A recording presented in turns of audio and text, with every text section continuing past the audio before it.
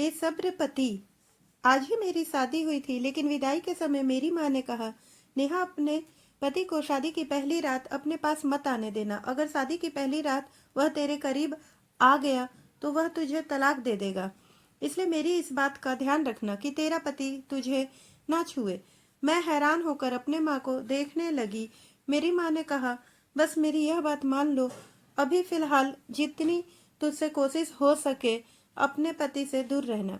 मैंने कहा, लेकिन मम्मी, ऐसा क्यों? वह मेरा पति है और वह क्यों मानेगा? और वह फिर गौतम ने कितनी जिद से मुझे पाया है, फिर वह भला मेरे करीब क्यों नहीं आएगा? और फिर मेरी माँ ने मुझे ऐसी हकीकत बताई कि मैं कांप कर रह गई। मैंने कहा, माँ, आपको यह शादी नहीं करवानी चाहिए थी। आपको कम से कम गौतम की जिंदगी बर्बाद करने से पहले एक बार तो सोचना चाहिए था। जब यह सच्चाई गौतम को पता चलेगी तो उनका पूरा घर ही बर्बाद हो जाएगा। यह आपने अच्छा नहीं किया।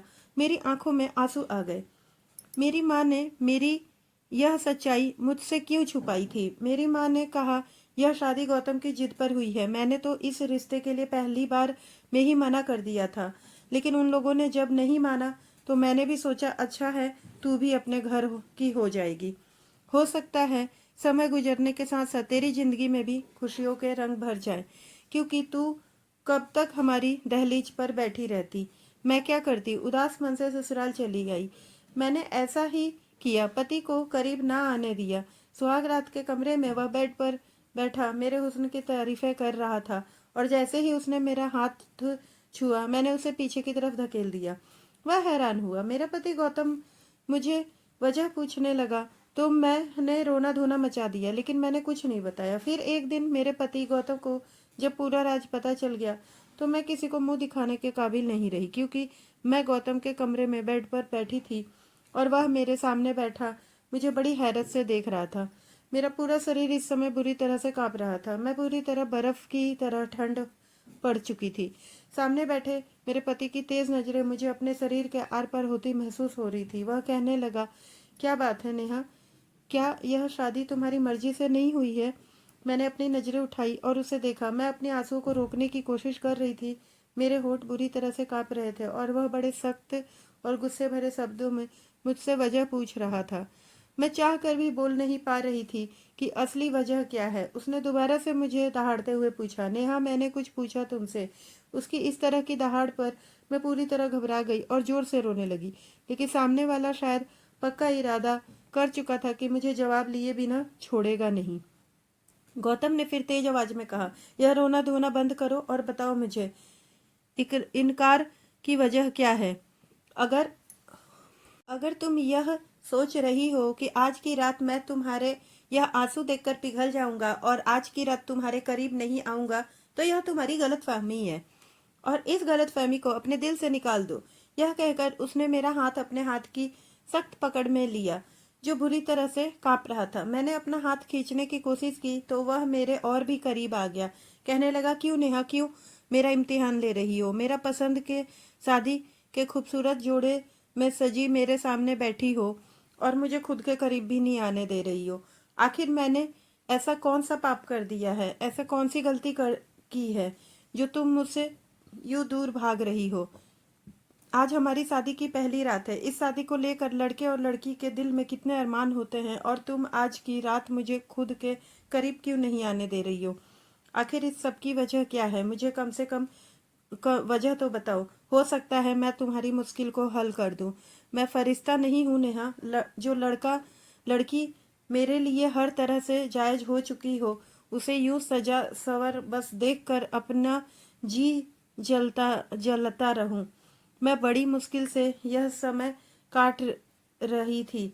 हर रोज तुम्हारी संगत के सपने देखते हैं। धीरे धीरे गौतम के कहने का अंदाज नशीला होने लगा था। वह मेरे चेहरे पर झूलते बालों की बड़ी प्यार से देख रहा था और मेरा दिल धड़कना भूल गया था। जितना वह आज बेताब नजर आ रहा है, मेरे लिए उसे रोकना और भी कठिन इम्तिहान बनता जा रहा था। लेकिन मैं मजबूर थी। जो रोज मेरी माँ ने मुझे बताया था, अगर मेरा वह राज गौतम जान जाता तो मेरी जान ले लेता, मुझे तलाक दे देता। गौतम ने मुझे सीने की चैन दिखाई, जिसे पहनाते हुए उसकी उंगलियों बेखुदी से मेरे गले पर रेंगने लगी थी। एक करंट था जो मेरे पूरे शरीर में लग गया। मैंने झट से उसके हाथ पीछे झटक दिए और खुद भी पीछे हट गई। मैंने कहा, प्लीज गौतम, मेरी बात समझने की कोशिश करो। गौतम ने कहा, मुझे बस 1 महीने का समय दे दो। मैंने विनती करते हुए कहा, लेकिन गौतम पर तो नशा सवार था। वह कुछ भी सुनने के मूड में नहीं था। कहने लगा, वजह बताओ मुझे, वरना मैं जबरदस्ती पर उतर जाऊंगा।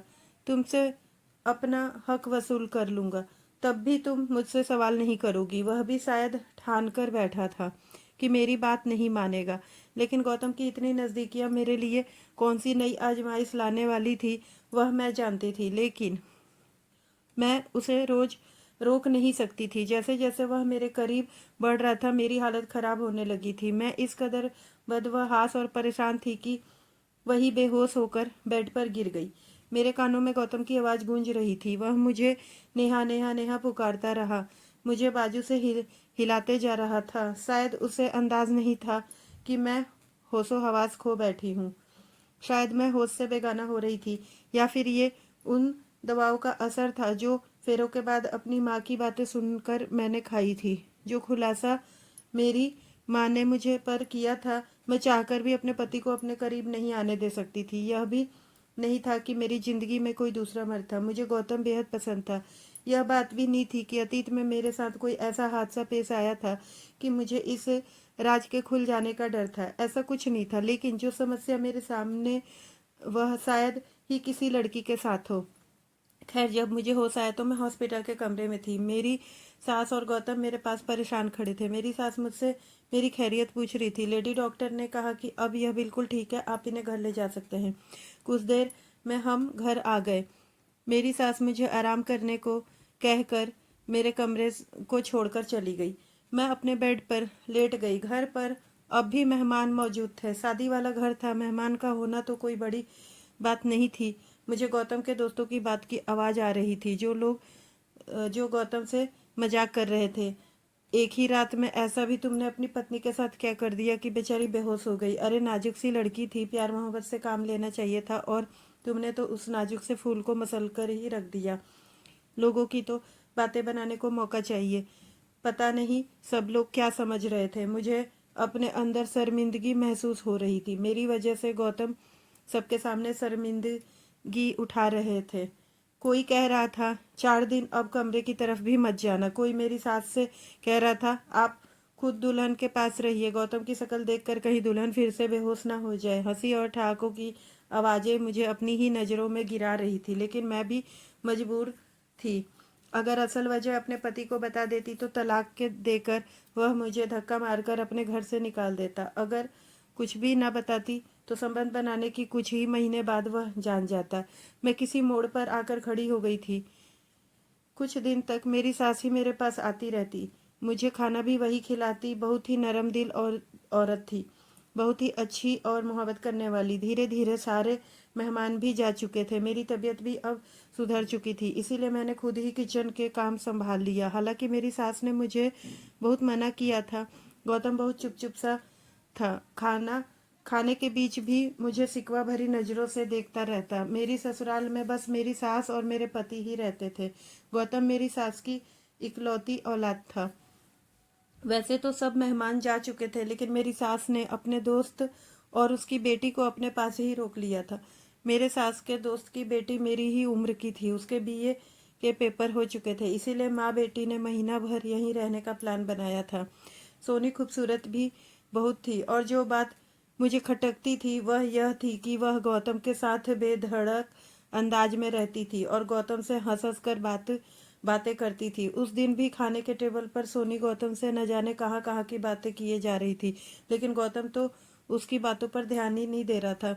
वह बस लिए दिए जवाब दे रहा था। उसकी नज़रों तो मुझ पर ही जमी हुई थी। जबान से मुझे कुछ नहीं कह रहा था, लेकिन उसकी नज़रों में जो कुछ महसूस कहती थी वह मैं जानकर अनजान बन जाती थी। रात को मैं कमरे में जा चुकी थी, और उनकी सहेली और सोनी भी उन्हीं के कमरे में जा चुकी थी। गौतम के इस छोटे से फ्लैट में बस 2 ही कमरे थे, एक हॉल और एक ड्राइंग रूम था। मैं अभी बर्तन ही धो रही थी जब मुझे किसी की बेताब नज़रों ने उलझनों में मजबूर कर दी। मैंने पलटकर देखा तो गौतम मेरे बिल्कुल पीछे खड़ा था। कहने लगा, नींद नहीं आ रही है, सर में दर्द है। मुझे एक कप चाय बना दो नेहा।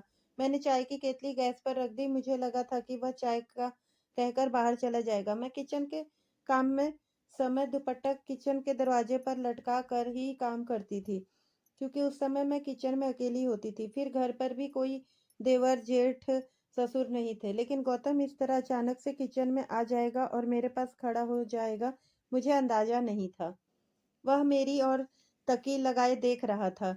जब मैं उसको अपनी तरफ गौर से देखती तो मुझे शर्म सी आने लगी थी। वह किचन के दरवाजे के पास खड़ा था, बिल्कुल वहीं पर मेरा दुपट्टा भी टंगा हुआ था। मैं वहां से दुपट्टा उतारकर अपने ऊपर डाल भी नहीं सकती थी। मेरी कोशिश थी कि जल्द से जल्द चाय बना जाए, लेकिन मुसीबत वह थी कि आज गैस चूल्हे को भी क्या हो गया था। इतना स्लो जल रहा था, शायद चूल्हे में कोई कचरा फंसा हुआ था। इतना स्लो चलता तो 15-20 मिनट चाय बनने में लग जाने थे, और 15-20 मिनट यूं ही खड़े रहना मेरे लिए मुश्किल हो रहा था। मैं बार बार गौतम की नजरों से उलझ रही थी, दिल की धड़कनें पर काबू से बाहर थी। तभी अचानक मुझे गौतम की आवाज अपने कानों में सुनाई दी। गौतम कह रहा था, नेहा तुम्हारे बाल कितने लंबे और खूबसूरत है, मैंने तो आज गौर किया है। वह थोड़ा-सा और मेरी तरफ बढ़ चुका था। किचन छोटा था, इसलिए वह मेरे बहुत ही करीब पहुँच चुका था। मैं उस समय बहुत नर्वस हो रही थी। वह बिल्कुल मेरे सामने आकर खड़ा हो गया, मेरे चेहरे के गौर से देखने लगा। वह बोला, जानती हो, मैंने जब तुम्हें पहली बार अपने दोस्त की शादी पर देखा तो तुम्हारा मुस्कुराहट से तुम्हारे चेहरे पर पड़ने वाले डिंपल ने मेरी दिल ही मुझसे छीन लिया था। मैं जब तक उस शादी के फंक्शन में मौजूद रहा, मेरी नज़र लगातार तुम पर ही थी। बस वही अपना दिल तुम पर ऐसा हारा कि जब तक रिश्ता पक्का नहीं हो गया, मेरा सुकून और चैन जैसे मुझसे छीन ही गया था। वह कहते हुए वह मेरे और भी करीब आ गया था। मैं पीछे सेल्फ जा लगी थी। गौतम प्लीज पीछे हटो, मुझे अपना दुपट्टा लेना है। अपने माथे पर आए हुए पसीने को साफ किया था। गौतम ने कहा, क्यों? यह कोई गैर है क्या जिसे तुम्हें अपने आप को छुपाना है? पति पत्नी तो वैसे भी एक दूसरे के होते हैं। गौतम मुझसे और भी करीब हो गया और मुझे कमर से पकड़ लिया और अपने होठ मेरी गर्दन पर रख दिया। उसकी गरम गरम सांसों से मैं पिघलने लगी थी। मेरी हालत अब और भी ज्यादा खराब होने लगी थी। इससे पहले कि वह मेरे चेहरे को अपने हाथों में लेता, मैंने उसे पीछे धक्का दिया और किचन में बाहर निकल गई। तेजी से अपने कमरे में जाकर दरवाजा बंद कर लिया। मैं कैसे गौतम की बढ़ती हुई बेकरारी को रोक सकती थी? वह पति था मेरा, मुझसे मोहब्बत करता था। उसने अपने दोस्त की शादी में मुझे पसंद कर लिया था और मेरे घर रिश्ता भेज दिया था। मेरी माँ ने पहले इस रिश्ते के लिए मना किया था, और जब तक यह रिश्ता पक्का नहीं हो गया, उसने हमारे घर की दहलीज नहीं छोड़ी थी। वह न जाने कब से मेरे इंतजार में था, और जब आज मैं उसकी पत्नी बनकर उसके घर में मौजूद हूँ तो वह मुझे जी भर कर प्यार भी नहीं कर सकता था, क्योंकि मैंने उसे इजाज़त नहीं दी थी। वह अपनी जगह सही था, लेकिन जिस मुश्किल में मैं फँस चुकी थी, वह मेरे लिए एक मुसीबत बन गई थी। टेंशन के कारण मैं रोने लगी थी। पत्थर की तो मैं भी नहीं थी, एक नेचुरल सा रिश्ता था। जितनी मोहब्बत और संगत की तड़प गौतम की थी, मैं भी उसकी संगत के लिए तड़प रही थी। जी चाहता था कि उसकी मजबूत बाहों में समा कर दुनिया के सारे गमों को भुला दूं, लेकिन बस मेरी मजबूरी मेरे आड़े आ जाती थी। रोते रोते पता नहीं कब मेरी आंख लग गई थी। सुबह जब उठी तो गौतम ऑफिस जा चुका था। मैंने अपनी सास से गौतम को इतनी जल्दी ऑफिस जाने की वजह पूछी तो मेरी सास ने कहा, पता नहीं, कह रहा था ऑफिस में कुछ जरूरी काम है। मुझे याद आया, मैंने तो रात भर अपना कमरा अंदर से लॉक रखा था। शायद गौतम वहीं हॉल में सोफे पर सो गया होगा। उसके कपड़े और बैग वगैरह भी तो कमरे में ही थे। मैं समझ गई गौतम ऑफिस नहीं गया, बल्कि वह घर से कहीं चला गया है। अब मुझे गौतम की चिंता होने लगी। पता नहीं वह कहाँ चला गया होगा। वह मुझसे नाराज था। पूरा दिन मेरी इसी चिंता में निकल गया था। शाम 4 के करीब वह आया था। वह सीधा कमरे में चला गया। उसके बाद गौतम ने मुझसे बातचीत करना बिल्कुल बंद कर दी। वह बिल्कुल भी मेरी तरफ नहीं देखता। एक एक बार जब उसके ऑफिस के कपड़ों पर प्रेस करने लगी तो उसने मेरे हाथ से छीन लिया। कहने लगा, मेरे काम करने की तुम्हें कोई ज़रूरत नहीं है। यह कहकर उसने अपने कपड़े सोनी को दे दिए। नाश्ता का भी उसी से कहने लगा। मैं बेचैन सी होकर रह गई। गौतम को रवैया शायद मेरे साथ ठीक ही था।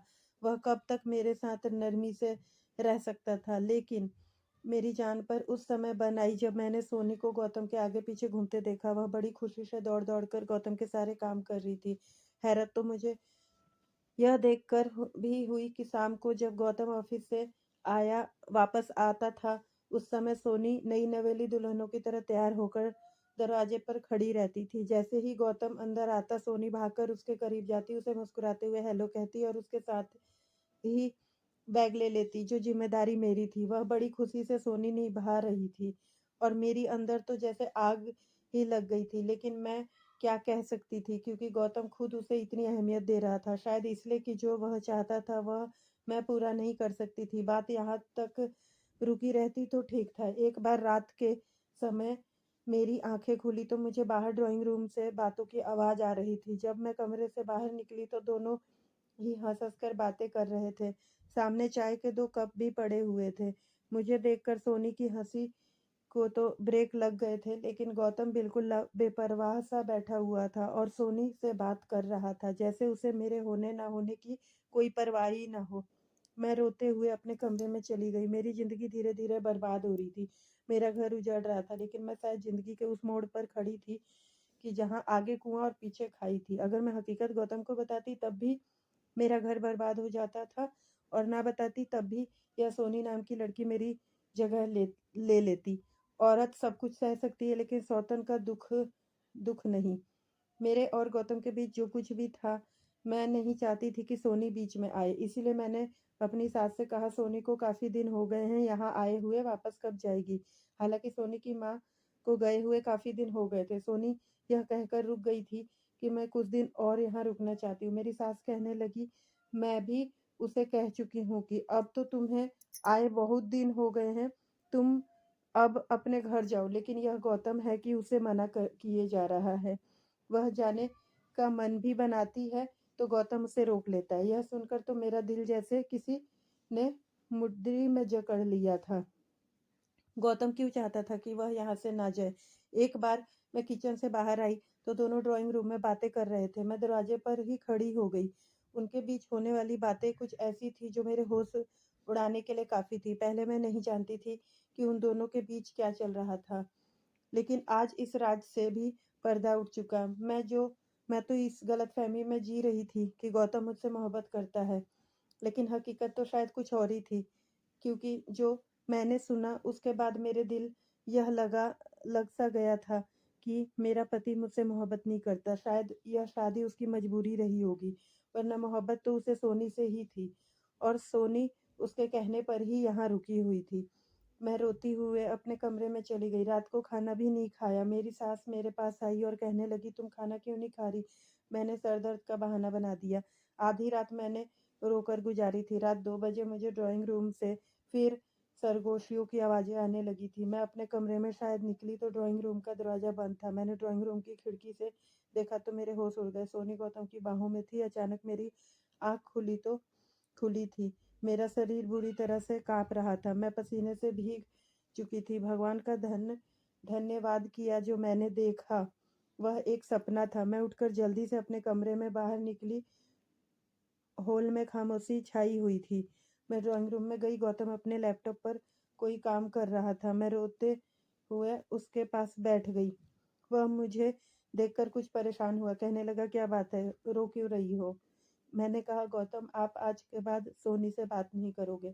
मेरी बात पर पहले तो वह कुछ देर तक मुझे देखता रहा, फिर अपना लैपटॉप बंद कर दिया। कहने लगा, "क्यों ना बात करूँ?" मैंने कहा, "आपके दिल में सोनी थी तो मुझसे शादी क्यों की आपने?"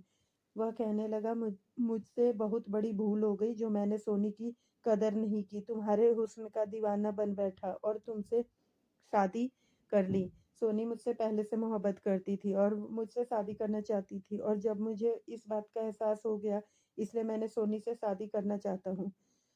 यह सुनकर तो मेरा दिमाग ही चकरा गया। मैं फुट-फुट कर रोने लगी। मैंने कहा, "आप ऐसा नहीं कर सकते। मुझे यूँ बर्बाद नहीं कर सकते। मैं मर जाऊँगी आपके बगैर। गौतम, मैं आपसे बहुत मोहब्बत करती हूँ।" मेरी बात सुनकर गौतम ने मेरा हाथ पकड़ा और कमरे में लेकर आया और कमरे का दरवाज़ा बंद कर दिया। कहने लगा, "बस यही तो सुनना चाहता था मैं। यह जानता था कि तुम्हारे दिल में क्या है। इसलिए मैंने सोनी की विनती की थी कि वह मेरे साथ मिलकर यह ड्रामा करे। नेहा सोनी मेरी सगी बहन है। मम्मी की सहेली की कोई औलाद नहीं थी, इसलिए मम्मी ने सोनी को उन्हें दे दिया था। यह बात मेरे लिए एक नया खुलासा थी। फिर गौतम बोला, तुम्हारी दूरियों ने मुझे बेहद परेशान कर दिया था। मुझे लगा शायद तुम किसी और से मोहब्बत करती हो, इसलिए मुझसे दूर रहने के बहाने ढूंढती हो। इसलिए मैंने सोनी के साथ मिलकर यह ड्रामा किया था और आज तुम्हारे इजहार ने मेरे अंदर एक इत्मीनान और सुकून भर दिया है। शायद तुम्हारी मुझसे दूरी एक नेचुरल झिझक थी। गौतम मेरे करीब आने लगा, इतना करीब कि उसने मुझे अपनी बाहों में भर लिया। गौतम ने मदहोश होते हुए कहा, नेहा अपने दिल दिमाग से सारा डर निकाल दो। मैं तुम्हारा पति हूँ, तुमसे बेइंतहा मोहब्बत करता हूँ, तुम्हें कभी कोई तकलीफ नहीं पहुंचाऊंगा। इस बार मैं उसे रोक नहीं पाई क्योंकि अपनी जुबान से मैं इजहार मोहब्बत कर चुकी थी।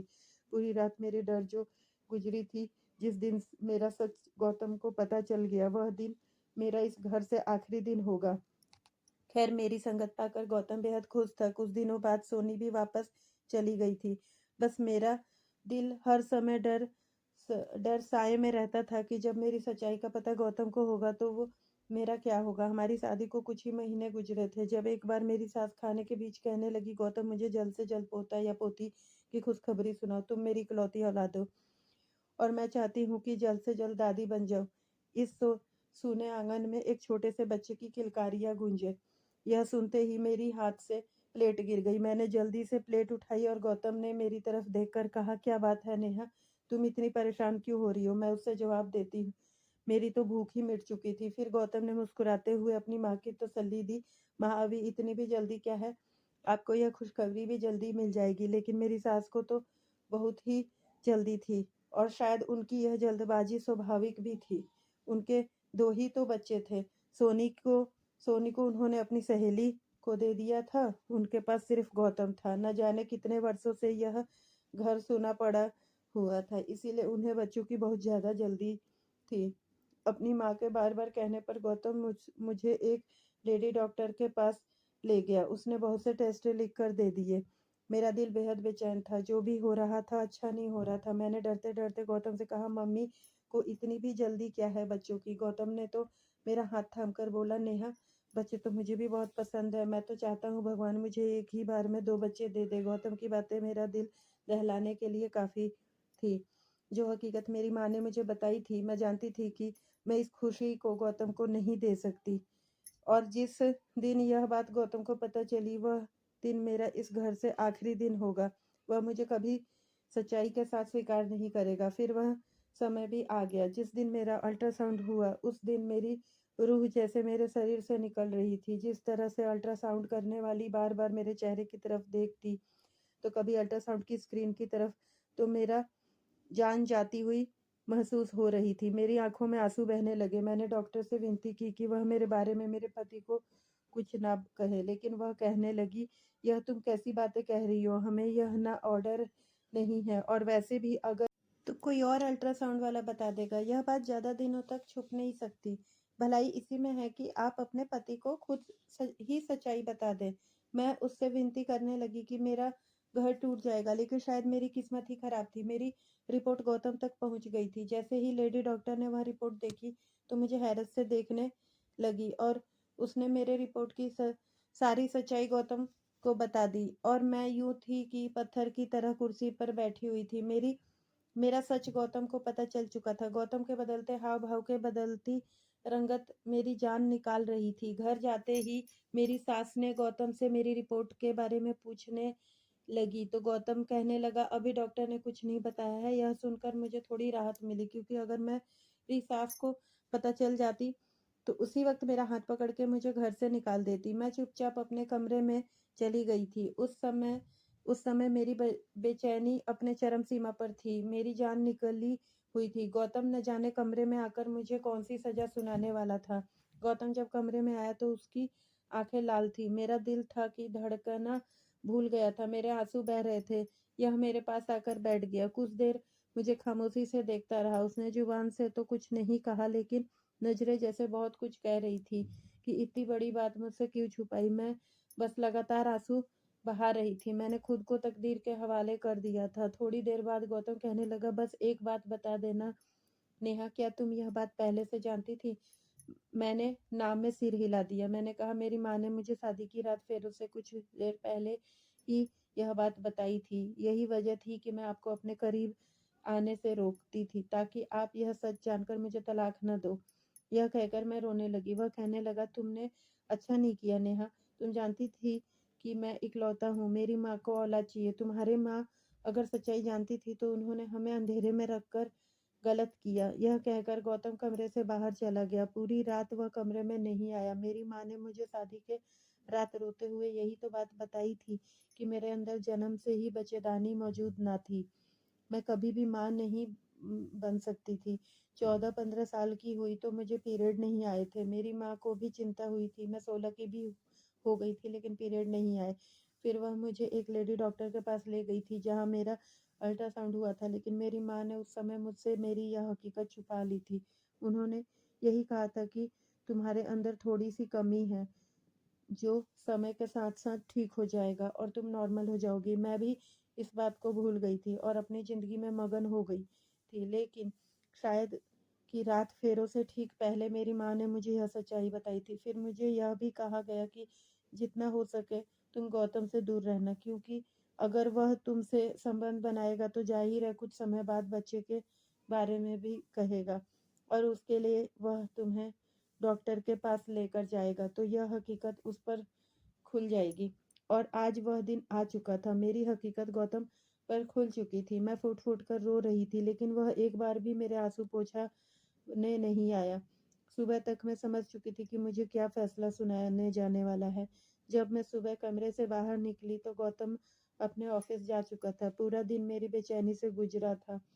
जब वह घर वापस आया तो उसके चेहरे पर एक उदासी सी छाई हुई थी। उसने हाथ में रिपोर्ट पकड़ी हुई थी, जो मेरी सास के सामने रखी थी। मेरी तो जान ही निकल गई थी, लेकिन फिर मुझे पता चला कि मेरी सास बिल्कुल अनपढ़ है। वो कहने लगी, गौतम मुझे इन रिपोर्ट का क्या पता कि इसमें क्या लिखा है, मुझे बताओ। गौतम कहने लगा कि माँ, मैं आपको कभी भी वारिस नहीं दे सकता, क्योंकि मेरे अंदर बच्चा पैदा करने की सलाहियत नहीं है।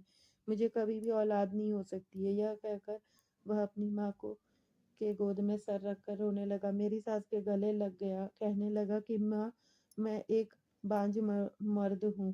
भगवान के लिए मुझे दोबारा औलाद के लिए मत कहिए। मैं आपके सब कुछ दे सकता हूँ सिवाय औलाद के। यह सुनकर मेरा रंग फीका पड़ गया था। गौतम ने हर बात खुद के ऊपर ले ली थी और मुझे हर चीज़ से आज़ाद कर दिया था। मेरी सास भी रोने लगी थी और मैं हक्का-बक्का अपने पति को देख रही थी कि मर्द का कौन-सा रूप था जो मेरे सामने गौतम की सूरत में था।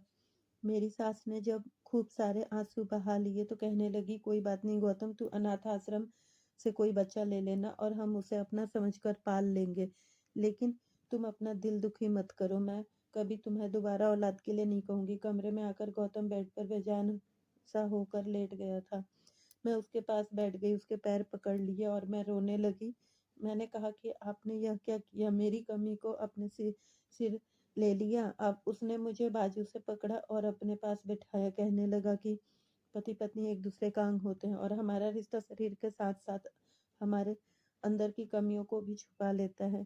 तुम मेरी हो नेहा, तुम्हारा ऐब मेरा ऐब, तुम्हारी कमी मेरी कमी और तुम्हारी खूबी मेरी खूबी। मैं यह नहीं कहता कि यह सब मेरे लिए आसान था, लेकिन मैं तुम्हें भी नहीं छोड़ सकता था। इस समय मैं तुम्हारा कोई कसूर नहीं है। यह कहकर गौतम ने मुझे अपने सीने से लगा लिया। मैं दुनिया की सबसे खुशनसीब औरत हूँ जिसे गौतम जैसा पति मिला। आज हमारी शादी का 5 साल गुजर चुके हैं। सोनी को भी शादी हो चुकी है और उसने 2 जुड़वा बेटों को जन्म दिया है। एक बेटा सोनी ने मुझे और गौतम को दे दिया। मैंने खुशी-खुशी सोनी के बेटे को अपना लिया था। अब गौतम, मैं और मेरी सास बहुत ही खुश हैं। उस बच्चे को पाकर ऐसा लगता है जैसे हमारा परिवार अब पूरा हो चुका। तो दोस्तों, हमारी कहानी कैसी लगी कमेंट करके ज़रूर बताएँ। कहानी अच्छी लगी हो तो प्लीज़ वीडियो को लाइक करें और शेयर करें और अगर हमारे चैनल पर नए हैं तो प्लीज़ चैनल को सब्सक्राइब करें। तो मिलते हैं एक नई कहानी के साथ। धन्यवाद।